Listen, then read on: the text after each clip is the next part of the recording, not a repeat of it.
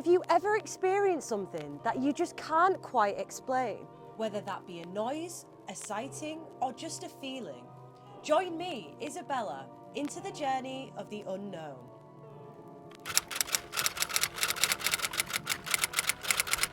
We all love a good horror movie, from the Insidious series to when Paranormal Activity hit the screens back in 2007. Of course things are dramatised, but these films always seem to be based on a true story. 69% of people in the UK claim to believe in ghosts, with over 30% convinced that they've actually experienced the supernatural firsthand.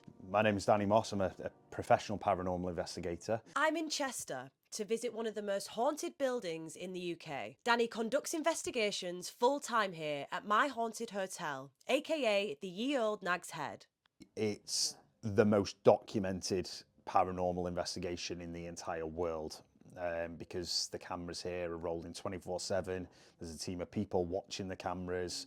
We've got members of the public in all of the time having their experiences documented on camera. The total of 8 different rooms to stay in, My Haunted Hotel is renowned for its high amounts of ghostly activity, which means you won't be drifting off as easily as you may think. There is things that happen that completely are not explainable. Was kind of my mission really, and you will always get skeptical people and non-believers and people who look at it and they'll go, oh come on, ghosts aren't real. Absolutely, I was one of them. But when you have that experience, or where you see it on camera and there's no explanation behind it, I think that's just a moment that can change your life. So what's the most scariest thing that's ever happened in one of these investigations? It has to be what has happened with the Grace doll, which is obviously the item that is here at My Haunted Hotel, Britain's most famous haunted item. The voices that I've heard coming from that, the physical effects that I've felt, like my eyes absolutely burning, like I'd rub chili in my eyes.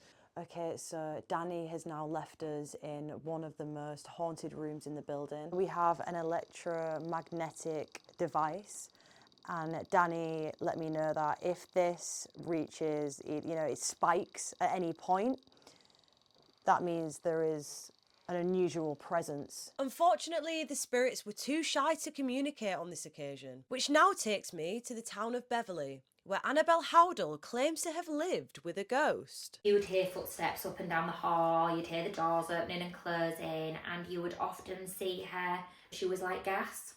I was able to differentiate where I felt or heard or saw things, but when we found out which part of the house was the original, that is where all the activity stemmed.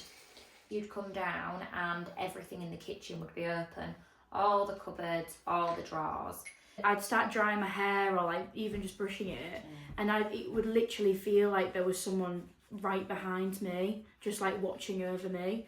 I think that her energy's caught in the stone and the love for the house, and it just holds that memory. Stone tape theory, where the fabric of the building absorbs memory, and it happens time and time again on a replay.